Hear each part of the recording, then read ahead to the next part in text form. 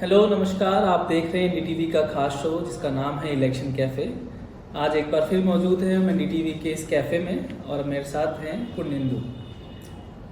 जी अश्विन, और आज का जो हमारा मुद्दा है वो थोड़ा हट कर के है। हाँ।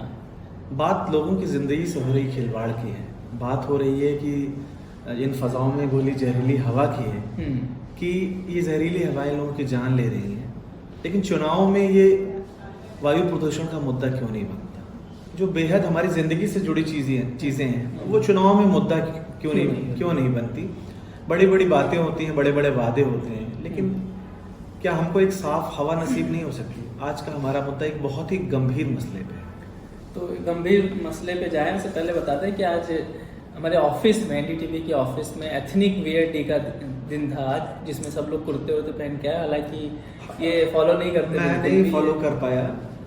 पहले कौन सा किए थे आप, अभी कौन सा? हाँ नहीं, ठीक है, वो नहीं पाता, फॉलो नहीं करते हैं वैसे। लेकिन आप अगर डीटीवी ऑफिस आएंगे या सोशल मीडिया पे देखेंगे तो पूरा ऑफिस एकदम सजा हुआ है। आज लोगों ने डांस भी किया है, काफी मैंने भी किया है। नेंदू जी सिर्फ देख रहे थे क्योंकि उनके पैर में चोट है मेरे पैर में, इसलिए मैं नहीं कर पाया। हालांकि वैसे आपको आता भी, मैं मनी मन कर रहा था, मनी मन डांस कर रहा था। मोदी जी जैसे हैं, मनी मन समझ लेते कि क्या बोला जा रहा है। हाँ? खैर वो तो चलता रहता है। चलिए, आज बातचीत गंभीर है, उस पर जाने से पहले आज बताते हैं कि प्रधानमंत्री नरेंद्र मोदी आज मध्य प्रदेश के दौरे पर थे। उन्होंने गुना, दमोह में रैलियां की। इसके अलावा प्रियंका गांधी सांवेर, जो मालवा के रीजन है, देवास जिले में आता है, इंदौर जिले का पार्ट है, वहाँ थी। अखिलेश यादव सतना गए थे, मायावती सतना गई थी।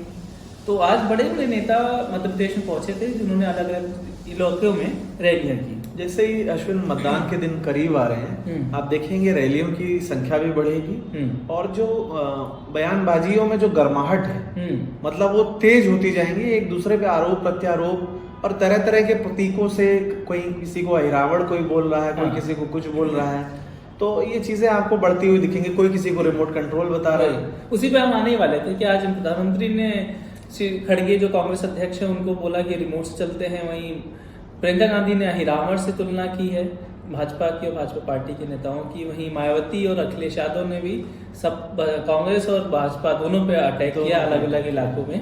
तो अगर देखा जाए, मैं एक बात समझना चाह रहा था आपसे कि राहुल गांधी की ज्यादातर अभी तक जो मतलब दौरे हुए हैं वो छत्तीसगढ़ में रहा है और तेलंगाना में रहा है।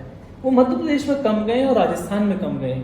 देखिए, दो कारण है। एक तो कि अगर कमलनाथ और गहलोत की बात करें तो हाईकमान से वो लोग थोड़ा सा कह सकते हैं कि उनका दूरी इसलिए भी है क्योंकि चीजें सही नहीं है, या माना जाता है कि वो लोग हाईकमान से ज्यादा पावरफुल हो चुके हैं कांग्रेस पार्टी में। क्या कारण है? मुझे लगा कि पावरफुल नहीं गए वहाँ पे। पावरफुल कहना तो सही नहीं होगा, लेकिन ये बात आपकी सही है कि इन दोनों ही राज्यों में प्रियंका गांधी की सक्रियता ज्यादा देखी जा रही है। हालांकि राहुल गांधी भी पहले गए हैं, ऐसा नहीं है कि नहीं गए, लेकिन चुनाव से पहले भी, जैसे कुछ दिन पहले राहुल गांधी ने कि कहाँ पर कांग्रेस पार्टी की स्थिति मजबूत है, उन्होंने बयान देते हुए छत्तीसगढ़ और तेलंगाना और दूसरे राज्यों में सरकार बनाने का दावा किया था। लेकिन उनके मुंह से निकल गया था कि राजस्थान में हमारी स्थिति थोड़ी सी नहीं कमजोर, मतलब है कि हम थोड़ा वहाँ पे नेक टू नेक। तो ये एक बयान की काफी चर्चा हुई थी। हालांकि बाद में लेकिन आप तारीफ की थी, अशोक गहलोत की प्रेस कॉन्फ्रेंस जो हुआ था, फिर बाद में तारीफ की थी, उनके काम की तारीफ की थी।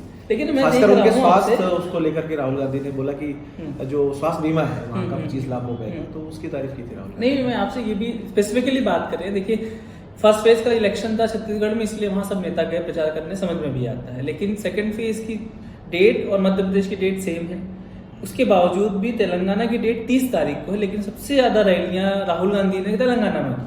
वहाँ राजस्थान नहीं गए, राजस्थान उससे पहले है, उससे पहले मध्य प्रदेश है, लेकिन राहुल गांधी वहाँ नहीं है और केदारनाथ में गए हुए हैं। प्रियंका गांधी छत्तीसगढ़ में थी, लेकिन अब वो मध्य प्रदेश आ चुकी है। तो दूरी तो दिख रही है। अब वो कोई भी कारण हो, क्या भी हो सकता है, लेकिन दूरी जो नजर आ रही है वो एक बड़े नेता का स्टेट में ना जाना, कहीं ये तो नहीं कि कम रैलियां करवाना चाहते हैं या गहलोत या कमलनाथ। नहीं, और बात ये है कि, और ये मुद्दा विपक्ष भी उठा रहा है कि राहुल गांधी क्यों नहीं नजर आ रहे हैं और उस सक्रियता के साथ जिसकी उम्मीद की जाती है। अगर कांग्रेस मानती है कि कांग्रेस का सबसे लोकप्रिय चेहरा राहुल गांधी है, तो उनको वो क्यों नहीं नजर आ रहा है। दूसरा ये भी कहते हैं ना लोग कि अगर राहुल गांधी को कम भेजोगे तो पार्टी जीत जाएगी। ऐसा भी बीच में बीजेपी मजाक उड़ाती थी उनका। विपक्ष बीजेपी का कहना है कि भाई राहुल गांधी हमारी ताकत है, लेकिन एक विपक्षी पार्टी होने के नाते उनकी तो ये रणनीति है, उनकी रणनीति है। हालांकि राहुल गांधी पिछले समय से जो उनकी सक्रियता है और भारत जोड़ो यात्रा के बाद नो डाउट राहुल गांधी की लोकप्रियता में कहीं न कहीं इजाफा हुआ है। वो ज़्यादा नेता के तौर पे ज़्यादा परिपक्व नजर आ रहे हैं और उनकी भाषण शैली में भी आपको पहले से ज़्यादा बदलाव मिल रहा है। देखिए, जो न्यू एनडीटीवी का जो सर्वे भी हुआ था कुछ समय पहले जो आया था, उसमें भी ये पूछा गया था सवाल, तो उसमें ये लोगों ने ये जरूर माना है कि सुधार हुआ है, छवि में सुधार हुआ है, साथ ही पार्टी भी मजबूत हुई है, लेकिन वो इतना सिग्निफिकेंट नहीं है कि वो जीत दिला सकी। जो आपका सर्वे एनडीटीवी ने हुआ था वो आप बता सके अगर उसमें भी यही था कि सिग्निफिकेंट उछाल आई है कांग्रेस पार्टी में, लेकिन वो पॉपुलैरिटी इतनी नहीं है कि वो पार्टी को चुनाव जिता सके। अच्छा, ये जब हमने मोदी के 9 साल पे जो सर्वे हुआ था ना, आप अभी हमने जो मध्य प्रदेश में सर्वे किया था उसमें भी सवाल भारत जोड़ो को लेकर भारत जोड़ो को लेकर के एक सवाल था। उसका अब एग्जैक्ट डेटा मुझे याद नहीं है, लेकिन लोगों से सवाल पूछा गया था भारत जोड़ो कितना इम्पैक्ट है, क्या इम्पैक्ट है। तो और अभी जो चर्चा हो रही है कि भारत जोड़ो का एक सेकंड फेज भी स्टार्ट करने की, जो गुजरात से शुरू होके मेघालय तक जाएगा। दिसंबर महीने में शायद बात कही जा रही है। हाँ, अभी तो खैर मीडिया रिपोर्ट्स के हवाले से ही बातें हैं, अभी इसका आधिकारिक कोई बयान उसको लेकर के नहीं आया है। चलिए अब आज जुड़ते हैं मेन विषय पे। मेन विषय है कि प्रदूषण जो है वो कितना बड़ा मुद्दा है हमारे चुनाव में, क्योंकि कोई भी पार्टी प्रदूषण को लेकर, जो पानी की समस्या, प्रदूषण की जो बातें हैं उसको नहीं उठाती, जबकि अभी जानते हैं कि जो सीवियर पॉल्यूशन अगर होगा तो उससे एज जो हमारी लाइफ है वो 3 साल 5 साल धीरे कम होती जा रही है। जैसा कि तेलंगाना बता रहे हैं कि वहाँ 3.5 साल कम हो जा रहा है। अश्विन, एक स्टडी आई थी, वो स्टडी ये कहती है कि ये स्टडी जो की गई थी, ये एनर्जी पॉलिसी इंस्टीट्यूट ऑफ ये की तरफ से की गई थी, यूनिवर्सिटी ऑफ शिकागो की तरफ से स्टडी थी। वो आंकड़े कहते हैं कि ये जो एयर पोल्यूशन की वजह से, पहले हम ओवरऑल इंडिया की बात करते हैं, तो 5.3 ईयर्स मतलब 5 साल से ज्यादा की आपकी जो लाइफ है वो कम हो जाएगी। 5 साल कम हो जाएगी। अगर तेलंगाना के लिहाज से बात करें तो 3 साल से थोड़ी सी अधिक आपकी जो लाइफ एक्सपेक्टेंसी है वो कम हो जाएगी एक बढ़ते वायु प्रदूषण की वजह से। एक बार पहले बता दें, 1 मिनट पर जनता को बता दें कि देखिए, जो भी फ्रीबीज है ना, वो तब मिलेगा जब आप जिंदा रहेंगे। तो नेताओं से जरूर सवाल पूछिए कि आपकी प्रदूषण में जो बढ़ रहा है उसके लिए जिम्मेदार कौन है, क्या सरकारें जिम्मेदार हैं या नहीं। जो पानी की कमियां अब धीरे धीरे और हो रही हैं उसके लिए जिम्मेदार कौन है। जो महत्वपूर्ण सवाल है वो पूछिए। 1500 मिलेगा नहीं मिलेगा वो बात की बात है, अगर जिंदा रहे तो मिलेगा ना। और यही आंकड़ा बताता है कि दिल्ली में 12 साल आपकी लाइफ एक्सपेक्टेंसी कम हो जाएगी। मतलब आपकी जो उम्र, जितनी आप जिंदगी जीने वाले हैं उसमें से ये जो दमघोटू हवा, जहरीली हवा है, ये आपके 12 साल कम कर देगी। तो सोचिए कितनी चिंता की बात है ये। और आज दिल्ली में बता दें कि आज का जो AQI है वो 426 है। 400 के ऊपर होना मतलब सीवियर कंडीशन में। आप समझ लीजिए कि अमूमन मैं एग्जैक्ट नहीं बता सकता, लेकिन हम अभी अगर हम बाहर चल रहे हैं तो 10 से 12 सिगरेट हम पी रहे हैं, भले मैं ना पीता हूँ फिर भी, लेकिन वो हवा मेरे अंदर जा रही है। वैसे ही अलग अलग प्रदेशों में AQI जो है ऊपर नीचे। अगर हम खासकर चुनावी राज्यों की बात करें, अगर शुरुआत करते हैं राजस्थान से, तो राजस्थान का जैसे अजमेर शहर है, वहाँ पे 129 AQI है। ये मॉडरेट इसमें नहीं है, लेकिन अलवर में 210 है। अलवर में 210 है। और खराब श्रेणी में आता है। एक चीज मैं बताऊंगा आपको कि अलवर जिले का ही एक शहर है भिवाड़ी, हाँ, जो दुनिया के सबसे प्रदूषित शहरों में उसका अग्रणी स्थान है। वहाँ आज जो आंकड़ा जारी हुआ है एयर क्वालिटी इंडेक्स का, वो वहाँ AQI है 414 है। मतलब सीवियर, बहुत ही गंभीर, दिल्ली के बराबर है। दिल्ली के बराबर है। दिल्ली और भिवाड़ी ये दुनिया के 2 सबसे ज्यादा प्रदूषित शहरों में से एक है। लेकिन हम भिवाड़ी की कभी बात नहीं करते। हम भी मीडिया के पार्ट हैं, लेकिन सवाल ज्यादातर जो चर्चा वो दिल्ली और उसके आसपास दिल्ली NCR की अधिक होती है। भिवाड़ी के प्रदूषण की चर्चा उतनी नहीं होती है। लेकिन आप देखिए आंकड़े आज के ही हैं 414। और मैंने रिपोर्ट पढ़ी, शो में आने से पहले कुछ रिपोर्ट्स मैंने पढ़ी है, उसमें बताया जा रहा है कि भिवाड़ी दिल्ली दुनिया के 2 सबसे प्रदूषित शहरों में है। उसके बाद देखिए उसी भिवाड़ी की इंडस्ट्रियल सिटी है। उसी प्रदेश में अगर जाएं राजस्थान में ही, तो चूरू है, वहाँ पे 324 है। मतलब वो भी वेरी पुअर कैटेगरी में आता है। अब सबसे बड़ा सवाल ये है कि वहाँ पे कांग्रेस की सरकार है। आप दिल्ली में कांग्रेस जब प्रदूषण होता है तो आप तुरंत आम आदमी पार्टी पर अटैक करते हैं, वैसे ही भाजपा भी अटैक करती है। लेकिन आपके प्रदेश में खुद AQI जब बढ़ा हुआ है तो आप किसको जिम्मेदार बताएंगे? सवाल ये भी है ना कि आप पंजाब को जिम्मेदार मान देते हैं क्योंकि तुरंत वहां पे आम आदमी पार्टी की सरकार और दिल्ली में आम आदमी पार्टी की सरकार है, लेकिन जब भिवाड़ी में 414 है और दिल्ली में जो 426 है, पॉल्यूशन तो लगभग बराबर है, लेकिन जिम्मेदार हम दिल्ली को सबसे ज्यादा मानते हैं जबकि भिवाड़ी जिम्मेदार नहीं ठहराई जाती है।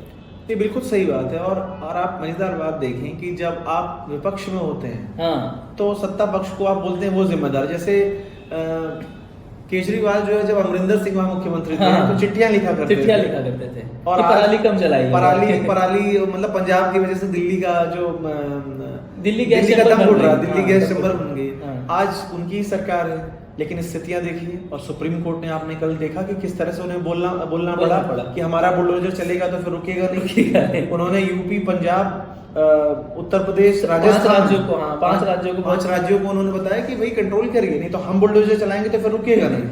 ये राजस्थान में एक जिला और है जैसलमेर, आप जहाँ सब लोग बहुत घूमने जाते हैं, डेस्टिनेशन, पॉपुलर डेस्टिनेशन है घूमने की। 370 लगभग आप देखें तो 400 के आंकड़े पे आपका सीवियर हो जाता है। 400 AQI क्रॉस करता है तो सीवियर हो जाता है। एक धौलपुर बता दीजिए, धौलपुर भी 326 है। तो राजस्थान के तमाम हमने शहरों की बात की और भिवाड़ी का तो बताया। कुछ शहरों में फिर ठीक है, जैसे सवाई माधोपुर 174 ही है, वहाँ पे कम दिख रहा है, लेकिन उदयपुर में कम है। लेकिन जो बड़े मुद्दे हैं कि जो आपके जो बड़े शहर हैं राजस्थान के, वहाँ पे AQI 300 के ऊपर है, लेकिन वहाँ की चर्चा नहीं है, वहाँ शायद पॉल्यूशन मुद्दा ही नहीं है, मुद्दा नहीं है। और लोगों में क्या है कि अभी चुनाव जिन मुद्दों पे होता है, अभी लोग मानते हैं कि ये सब एयर पोल्यूशन है, ये सब ये एक एकेडमिक इश्यूज है।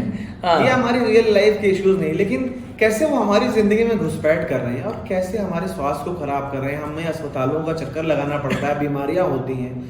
और अगर आप आंकड़ा हम बात करें तो लैंसेट एक बहुत ही प्रतिष्ठित जर्नल है और जिसमें छपने वाली जो पेपर्स होते हैं उनको बहुत ही गंभीरता से लिया जाता है और दुनिया भर के तमाम लोग, मीडिया संस्थान से लेकर के एकेडमिक और आम लोग सभी लोग पढ़ते हैं और उस पर लोग बहुत ही ट्रस्ट करते हैं। वो स्टडी क्या बताती है? वो स्टडी 2019 के आंकड़े के आधार पर बताती है कि पूरे भारत में 2019 में 17 लाख लोगों की जान, प्रीमेच्योर डेथ्स, मतलब उनकी जो स्वाभाविक उम्र से पहले हुई, वो 17 लाख लोगों को अपनी जान देनी पड़ी 2019 में। तो ये बताता है कि ये कितना बड़ा, अकेले राजस्थान में, हम राजस्थान की चूंकि बात कर रहे थे, 1,13,000 लोग वायु प्रदूषण के चलते उनकी जान गई है। ये कितना गंभीर आंकड़ा है और आंखें खोल देने वाला आंकड़ा कि अगर हम अब नहीं चेतेंगे तो कब चेतेंगे। मतलब सवाल यही है कि आप दिल्ली की बात करते हैं, लेकिन खुद के राज्य की बात करिए। मध्य प्रदेश, अश्विन, सबसे बड़ी जनता आप देखें, अश्विन, मध्य प्रदेश का आंकड़ा अगर आप दर्शकों को बताएं कि वहां मध्य प्रदेश में 1.12 लाख, 1,12,000 बहुत फर्क नहीं है। मतलब राजस्थान और MP में लगभग बराबर है। सोचिए 1 लाख लोग एक साल में मर जा रहे हैं।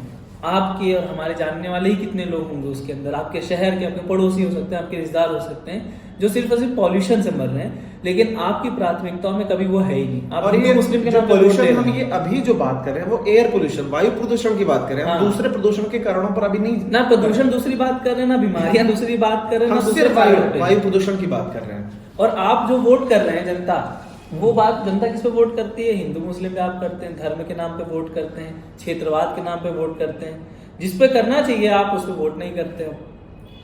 और अभी इस आंकड़ों को और आप विस्तार से देखने की कोशिश करते हैं। इन्हीं लैंसेट की स्टडी में आगे बताया गया कि कैसे हमारे अर्थव्यवस्था पर ये वायु प्रदूषण असर डाल रहा है। तो ये स्टडी बताती है कि जो सबसे ज्यादा जो इसका असर पड़ने वाला है जिन राज्यों पर, वहां की स्टेट GDP, मतलब जो राज्य की जो कुल ग्रॉस प्रोडक्ट जो होता है, GDP आय समझिए, उसको आम भाषा में कुल आय समझिए। तो उसमें ये जो है कि उत्तर प्रदेश में 2% से ज्यादा स्टेट GDP पर इसका नेगेटिव इम्पैक्ट पड़ेगा। मतलब अभी आप ये भी बता दीजिए कि जैसे GDP उन्होंने बताया 2.15% कम होगा। अब आंकड़े जान लीजिए AQI यूपी का कितना है। यूपी में नोएडा, आप अगर ग्रेटर नोएडा चले जाइए, 478 है, यानी कि लगभग दिल्ली से ज्यादा है, दिल्ली से कम, आसपास ही है, दिल्ली से ज्यादा ही है, दिल्ली से ज्यादा है। और गाजियाबाद का भी आंकड़ा, गाजियाबाद 384 है, मतलब ये 400 के आसपास, नोएडा 405 है। 405 है। तो आप देखेंगे कि जो दिल्ली से सटे शहर है, हालांकि पराली का जो इम्पैक्ट है वो इन क्षेत्रों में ज्यादा है जो दिल्ली एनसीआर के क्षेत्र हैं, लेकिन आप देखेंगे उत्तर प्रदेश के दूसरे शहरों की भी स्थिति कोई बहुत अच्छी नहीं मिलेगी। कानपुर के कानपुर में भी आप देखिए, कानपुर है, प्रयागराज है, वहां भी प्रदूषण की स्थिति बहुत अच्छी नहीं, वायु प्रदूषण की स्थिति। लेकिन सवाल ये है कि हम कितने सरकारों को जिम्मेदार मानते हैं इसके लिए। आपको भी डिसाइड करना पड़ेगा कि आप किसको जिम्मेदार मानते हैं। क्या उत्तर प्रदेश सरकार जिम्मेदार है कि नहीं है? आपको फ्रेश एयर मिलना चाहिए कि नहीं, क्योंकि आप सीवियर कंडीशन में जी रहे हैं जितने भी इस रीजन के एनसीआर के लोग हैं। अश्विन, जो हम बात कर रहे थे कि जो लैंसेट की स्टडी का कि अर्थव्यवस्था पे जो असर पड़ेगा, तो वायु प्रदूषण का जो 5 राज्य, जिन 5 राज्यों पर सबसे ज्यादा उनकी अर्थव्यवस्था पर असर पड़ेगा, उनमें सबसे पहले तो उत्तर प्रदेश, फिर बिहार, बाकी जो 3 राज्य हैं उन 3 राज्यों में भी चुनाव हो रहा है। मध्य प्रदेश, राजस्थान और छत्तीसगढ़। तो आप देख सकते हैं ये 3 राज्य जिन पर सबसे ज्यादा इम्पैक्ट पड़ने वाला है वहां की अर्थव्यवस्था पर वायु प्रदूषण का, उनमें इन पर कोई चर्चा ही नहीं। और राजस्थान और एमपी की बात करें तो एमपी में जो जीडीपी पर असर पड़ने वाला है वो 1.7% और राजस्थान में भी 1.7%। ये 2 बड़े राज्य हैं। और छत्तीसगढ़ में 1.55%। वैसे भी छत्तीसगढ़ इन्वायरमेंट को लेकर काफी सजग रहने की कोशिश पहले होती थी, लेकिन अब क्योंकि जंगल काटे जा रहे हैं, कोयला निकाला जा रहा है, तो वहाँ के आदिवासी भी प्रोटेस्ट कर रहे हैं कि जब जंगल नहीं बचेगा तो इंसान कहाँ बचेगा। तीनों ही राज्यों में प्रति व्यक्ति आय कम है दूसरे जो डेवलप्ड स्टेट्स की तुलना में, खासकर लेकिन हैदराबाद चले जाए या कर्नाटक, मतलब जो साउथ इंडिया के तो वो स्टेट्स कम है इनकी, राजस्थान की, छत्तीसगढ़ की।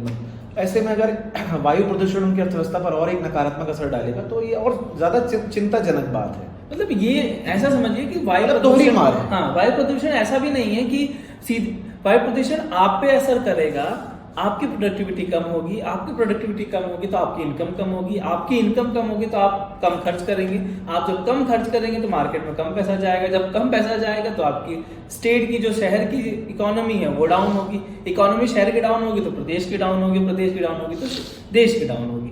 तो ये सब कुछ इंटर रिलेटेड है, लेकिन समझने का फेर है कि आप समझ कितना पा रहे हैं और क्या सच में भी आप इस पूरी बातचीत को सुनने के बाद एक सजग नागरिक बनने की कोशिश करें और प्लीज वोट करते समय इन मुद्दों को ध्यान में दें कि पॉल्यूशन, और जो नेता आपसे वोट मांगने, जो नेता पार्टियां और जो भी आपसे वोट मांगने आते हैं या अपने स्तर पर सोशल मीडिया और दूसरे फॉर्मेट में जहां आप खुद को एक्सप्रेस करते हैं, उन पर इन जरूरी मुद्दों से जुड़े भी सवाल लोगों से पूछे, क्योंकि जब तक जनता का दबाव नहीं होगा पार्टियों को फर्क नहीं पड़ता। पार्टियां सिर्फ उधर ही ध्यान देती हैं जहां पर उनका वोट प्रभावित होता है। मतलब उनको लगेगा कि हाँ जनता के लिए ये मुद्दा है, तो आप देखेंगे कि उनको इसके लिए गंभीर होना पड़ेगा और तभी आपको बदलाव देखने को मिलेगा।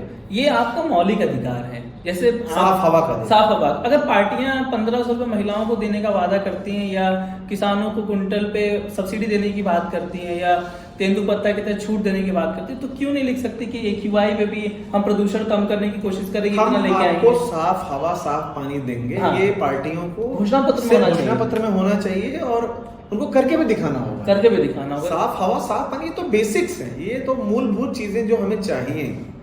मतलब हम चाहते हैं कि आप अगला चुनाव, अभी घोषणा पत्र बहुत सारी पार्टियों जारी नहीं हुआ है और अगर आप सुन रहे हैं तो ये भी उम्मीद करिए कि अगली बार जो घोषणा पत्र बने उसमें ये पॉल्यूशन का मुद्दा आपका रहे और साफ पानी का मुद्दा रहे।